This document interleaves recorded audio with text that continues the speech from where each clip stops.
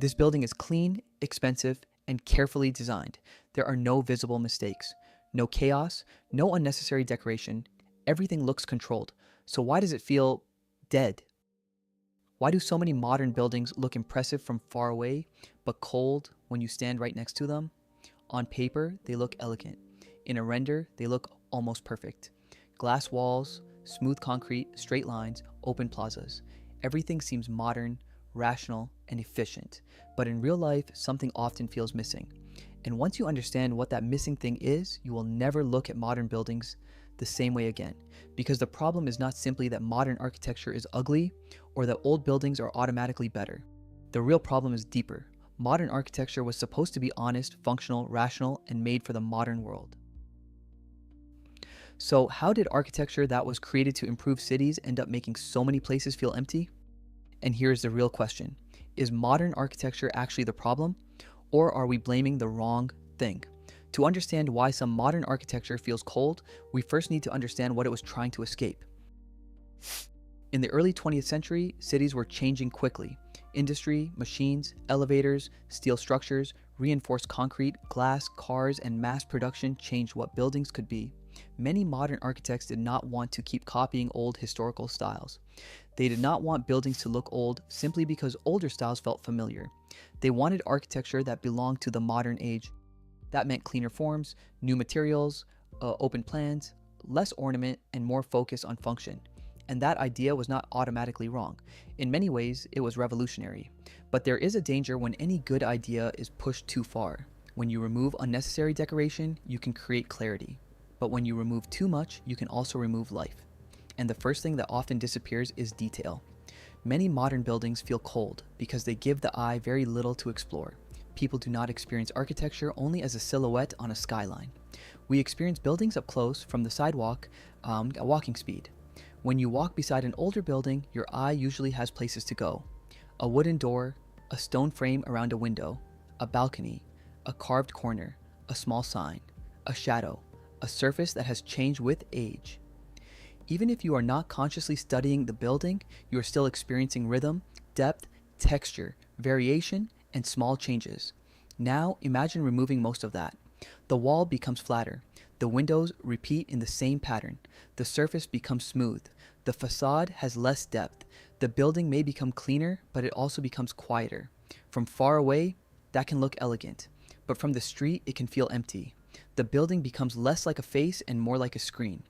And when there is nothing for the eye to read, it becomes harder to feel connected to the place. But detail is only the first layer, because even a detailed building can still feel cold if it forgets something even more important: the human body. Modern architecture often looks best from a distance, from a drone, from across the river, from a polished render, from the cover of a magazine. But people do not live in drone shots. People live at street level. We notice where the entrance is. We notice whether the sidewalk feels comfortable. We notice whether there is shade. We notice if the ground floor has doors, windows, shops, cafes, or just blank walls. This is where human scale matters. A building can be tall and still work.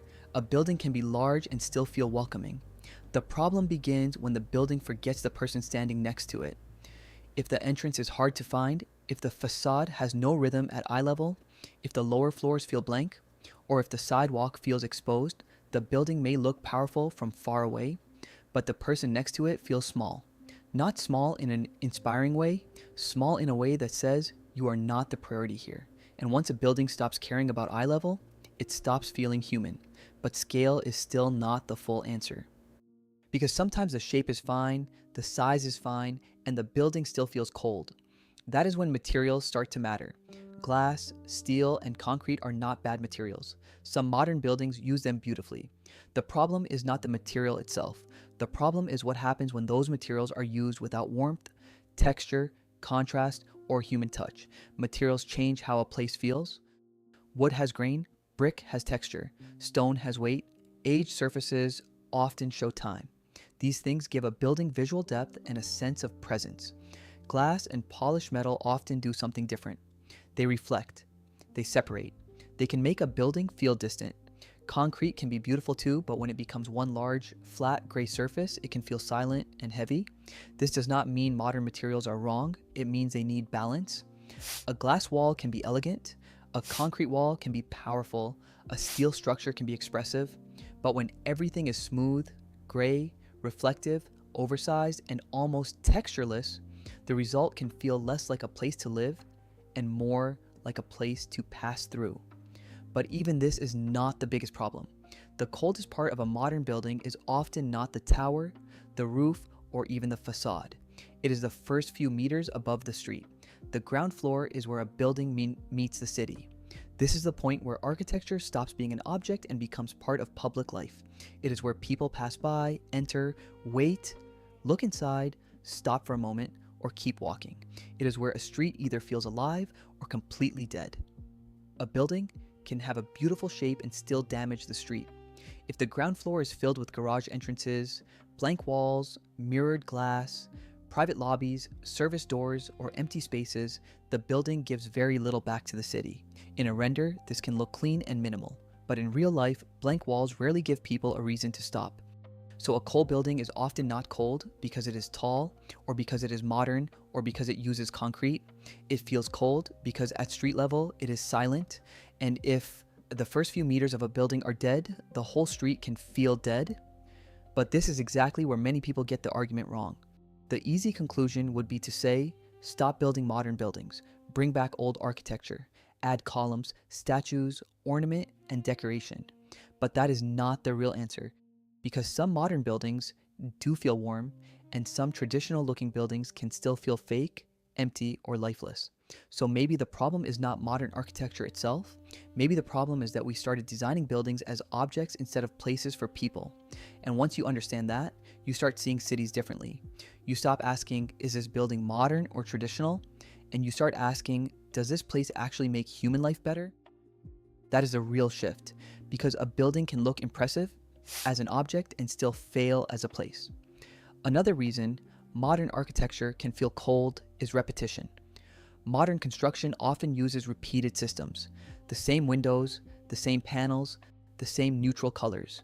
This can make buildings cheaper, faster, and easier to construct. Repetition is not automatically bad, but when repetition goes too far, a place begins to lose identity. One floor looks like the next, one tower looks like the next, one new district starts to look like another new district in another country, and the result is not always ugly. Sometimes it is worse than ugly. It is forgettable. At least an ugly building makes you feel something. A forgettable building disappears from your memory almost immediately, and that may be one of the coldest feelings a place can create. It gives you no reason to care. So if the problem is not simply modern architecture, then what actually makes a modern building feel warm? A warm modern building does not need to copy the past. It needs to understand people. It needs detail, not fake decoration, but real visual richness, depth, shadows, texture, rhythm, and things the eye can read at walking speed. It needs human scale, where the lower floors care about the person on the sidewalk, not only about the skyline. It needs active edges, doors, windows, shops, cafes, workshops, public uses, anything that creates contact between the building and the street. It needs material balance. Glass and concrete can work, but they often need contrast through wood, brick, stone, plant, texture, color, or anything that makes the building feel less distant. It needs nature, because trees, plants, water, shade, and natural light change how people experience a place. And finally, it needs identity. A good building should feel like it belongs somewhere, to a climate, to a street, to a culture, and to the people who use it. Modern architecture does not feel cold because it is modern. It feels cold when it removes too much detail, too much texture, too much life at street level, and too much connection to the people who actually use the city. Buildings are not just objects to look at. They are places we walk past every day, places we enter, places we remember, or places we forget immediately. The goal should not be to copy the past or reject the modern world. The goal is to build places that are modern but still human, because the real problem is not that modern architecture is too simple. The problem is that too often it forgets to feel alive.